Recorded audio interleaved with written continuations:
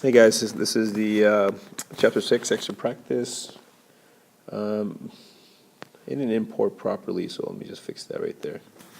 So on this one right here, I'm gonna look at this one and look at that one, kind of analyze.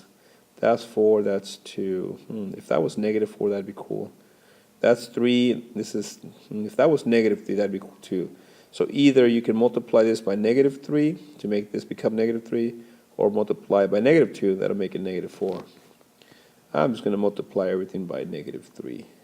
Okay, so that becomes -3x, -6y equals -6. And then go ahead and bring down your first equation underneath so you can see it carefully. So these are the two that we're going to add up together. All right, and so this cancels out, and this becomes -2y equals -2. So what times -2 is -2? Well, y equals 1. So now we know the 1 is y, so you can set up your answer here, and you can say, okay, it's 1. Now plug in the 1. I'm going to plug it in. I could put it here, multiply by 4, or I could put it here, multiply by 2. This one looks a little simpler. So then rewrite your equation, x plus, what's 2 times 1? Make it easy. So that's plus 2 equals 2. So something plus 2 equals 2, so x has to be 0. 0 plus 2 is 2. So now you know what your x is. Now, here's what I wanted to show you for the rest of these.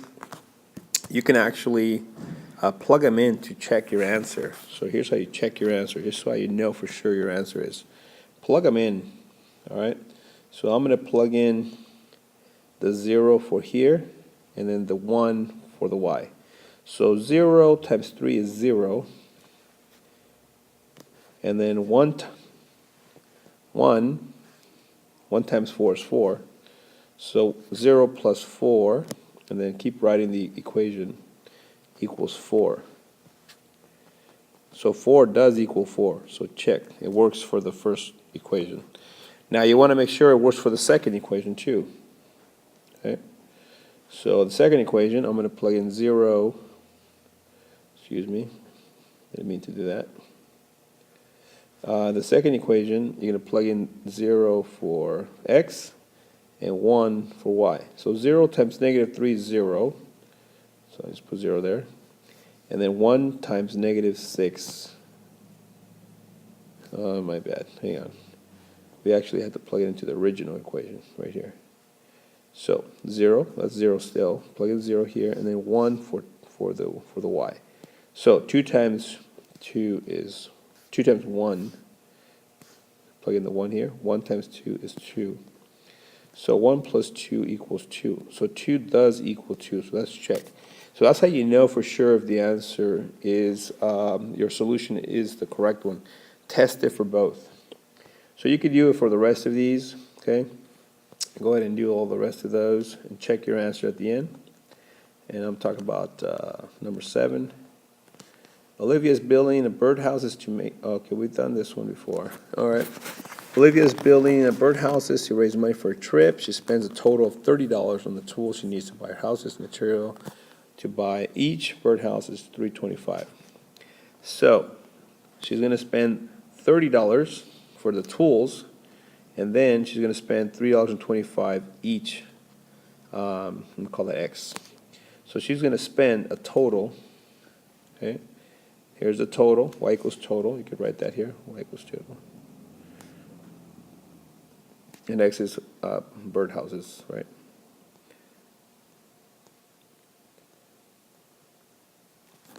All right, so she's going to spend $30 for the tools, and then $3.25 each one she builds.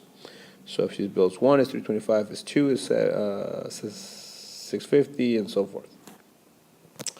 All right, and then she's going to sell them for $10 each. So $10 each is y equals 10 times x. X is for birdhouses. So let's plug that one in. So when you do these kind of things, I always like to pick this kind of idea.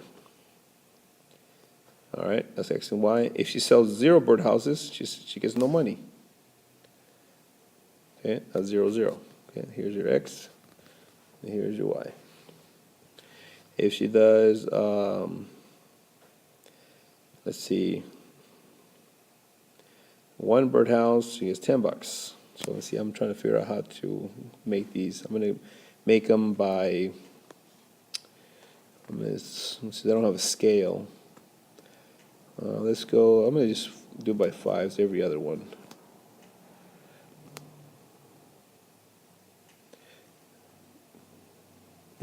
Maybe not. No. This is birdhouses. So maybe you could do it by 1 birdhouse, 2 birdhouse. So go ahead and do them by regular. My eraser's not working, I apologize. So forth like that. All right. And these, since we're going to start at 30, I'm going to go by 10s here.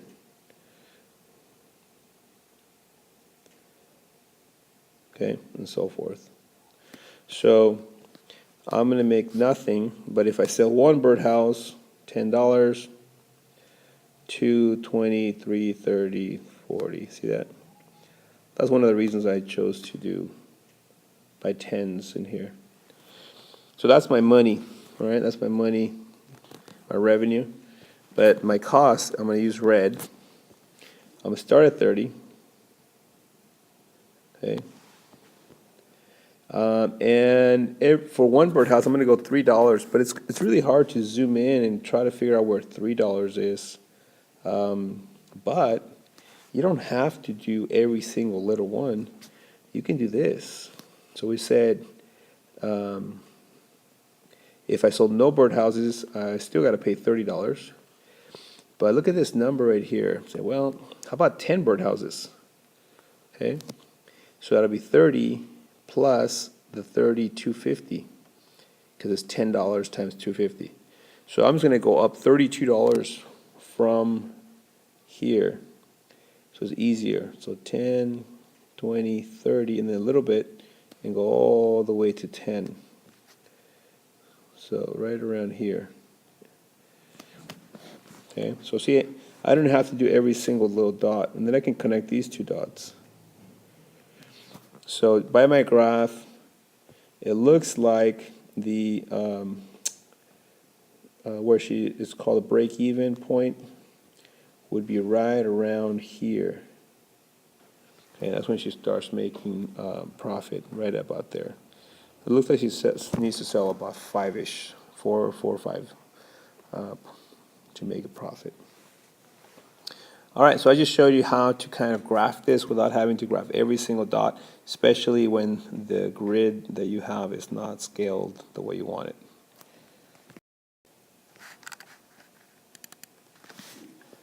Okay, here's the back page. Here's another idea. Write a system of linear equations to represent each function, define each variable, then graph the system of equations.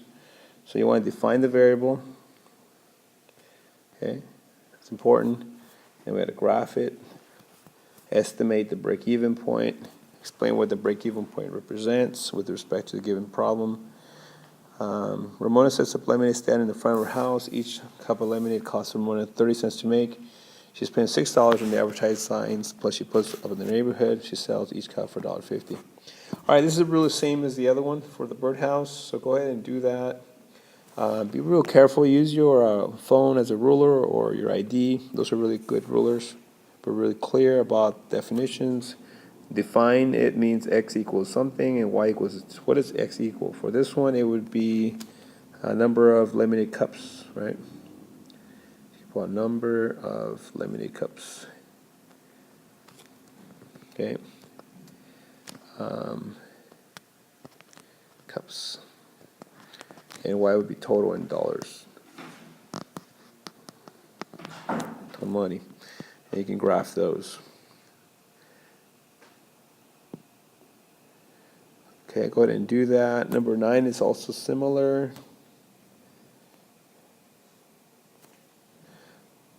Okay, go ahead and do those and shoot me an email or post on here some of your questions you may have on this. I'm going to take the exam home and I'll go over some of those as well. But I'd like you guys to ask me which ones you need help on. Instead of me doing the whole exact test, you can shoot me an email or post it on Schoology so I know which one that you need help on, and then I'll post it for you and for everybody else to hear. All right? Good luck.